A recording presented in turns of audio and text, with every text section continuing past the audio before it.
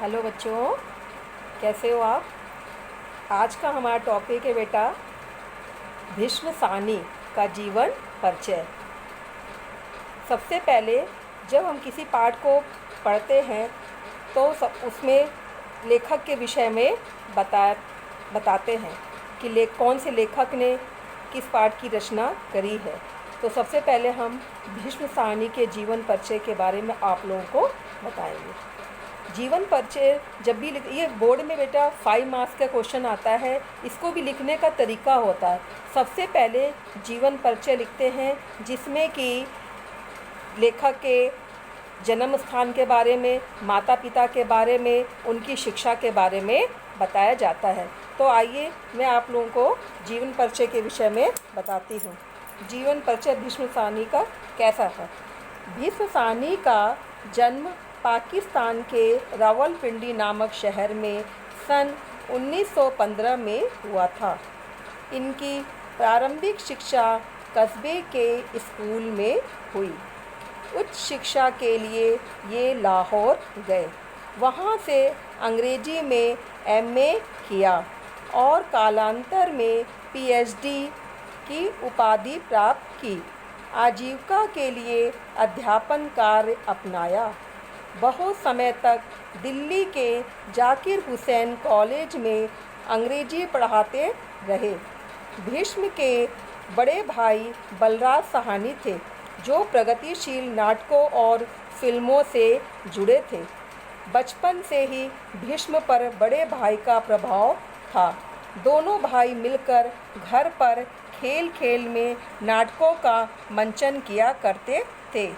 बड़े होने पर दोनों भाई शिक्षक बन गए, किंतु उन लोगों का मन नाटकों से दूर नहीं हुआ। बलराज पूर्णकालिक रूप से फिल्मों की दुनिया में बस गए और भीष्म शौकिया रूप से नाटक और दूरदर्शन के कार्यक्रमों में भाग लेते रहे। जैसा कि आपको पता होगा कि ये बलराज साहनी फिल्म में काम करते थे। कई फिल्मों में उनका बड़ा ही योगदान रहा है, जिससे कि आप लोगों ने देखा भी होगा, जैसे कि नया दौर, उसमें भी इन्होंने काम किया है। देश विभाजन से पूर्व इन्होंने व्यापार के साथ साथ मानद अध्यापन का कार्य किया। विभाजन के बाद पत्रकारिता इप्टा नाटक मंडली में काम किया। मुंबई में बेरोजगार भी रहे। फिर अंबाला के एक कॉलेज में तथा खालसा कॉलेज अमृतसर में अध्यापन से जुड़े रहे।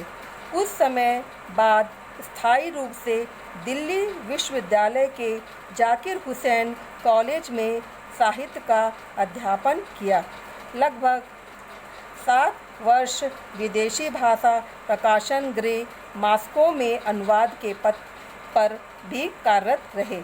रूस प्रवास के दौरान रूसी भाषा का अध्ययन किया और लगभग 2 दर्जन रूसी पुस्तकों का अनुवाद उनकी विशेष उपलब्धि रही। लगभग 250 वर्षों तक नई कहानियाँ का कुशल संपादन किया।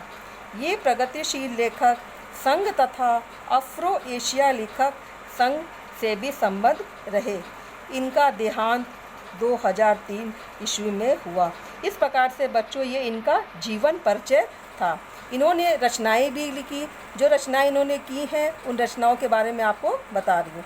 रचनाएं थी इनकी, भीष्म साहनी जी किशोरावस्था से ही साहित्य रचना में लग गए थे। बचपन से ही मतलब उन्हें लिखने का बड़ा ही शौक़ था। उन्होंने कहानी, उपन्यास और नाटकों का लेखन किया।